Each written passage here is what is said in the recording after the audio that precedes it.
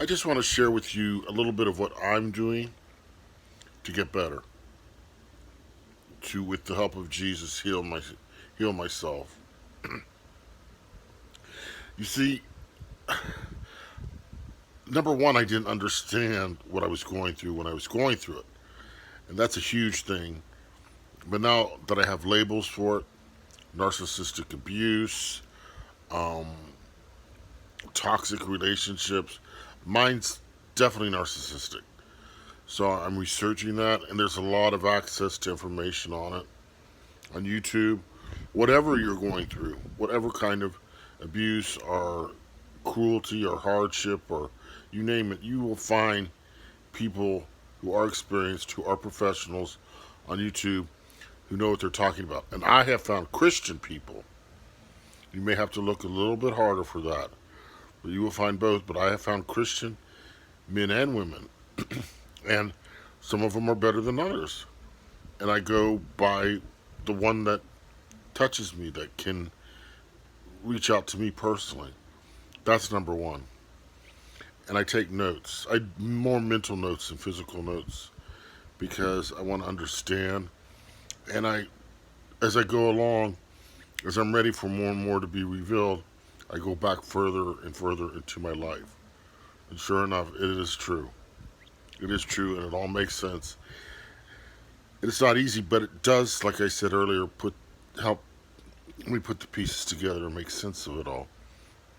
That's the beginning. Without knowing what I have gone through, I want to make sure I don't go through it again. So seeing the patterns are broken immediately, like this. I'm very, very careful now about who I will. I will introduce myself to people and talk to people, but how long they stay in my life is dependent on if they fit this criteria. If they're not acting on any other agenda of being who they are, that's fine. But I can smell a narcissist out the door before they come through the door. I'm not kidding you. I can. It's that. I'm that sensitive to it. I wasn't before. Not even 3 months ago, I was not like that. I can now. So I'm using the gifts He's given me. So number one, I'm learning. Number two, I'm getting help by listening to people because I don't have means.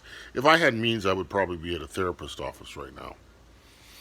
Christian, Christian base, no other, because it don't work. And then, thirdly, creating a new environment in which to recover, where I have time to heal. Like I've said, I've been sleeping a lot, which is not like me, and a lot more than usual. And spoiling myself a little bit, not pampering myself, but giving myself mainly the time I need to work through this thing, this horror. That's what it is. See, the world is this very sick place. It never was anything else but. And this stuff's been around a lot longer than most people want to admit, but we just don't want to call it what it is. That's the thing. But we know what it is, and that's our advantage. And we know we can find out about it and begin the healing process. So, first of all, I found out what it was, got labels for it. I'm researching it. I'm staying away from those people that have those characteristics, and I'm creating an environment of healing, nurturing environment, which centers always on prayer.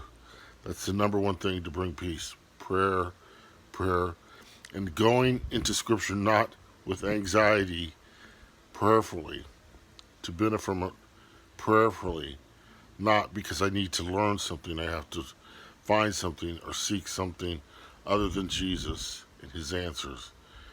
Okay? So, this is how I've started, and I'll share with you whatever else I can.